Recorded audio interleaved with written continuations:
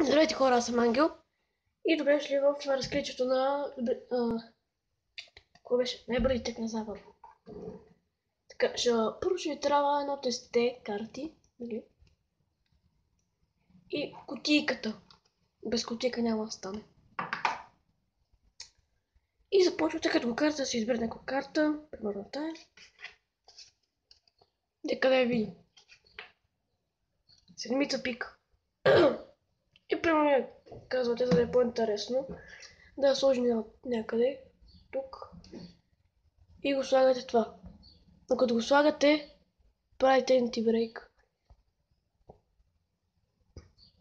И прямо после казвате, ще цепим и тя вече се наотгоре. Прямо пак ще разбъркаме, както аз разбърках. Така. На оная техника фалшивото разбъркване. Имам клип за нея. И тя пак се озовава наотгоре. После, като го слагате в кутийката, го слагате така с лицето напред. Така. Хубавате го. И натискате така леко. Виждате ли как картата прави място? Когато прави място, вие трябва да защипете първата карта.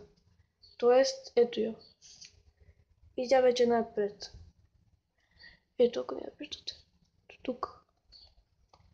И това е нататък, но правите всичко, за колко секунди искате. Може да половин секунда и пак и си готово. Да, изваждате я, ето е тук. Така с палец. И това е фокуса. Много лесен. И надявам се да ви хареса. Чао!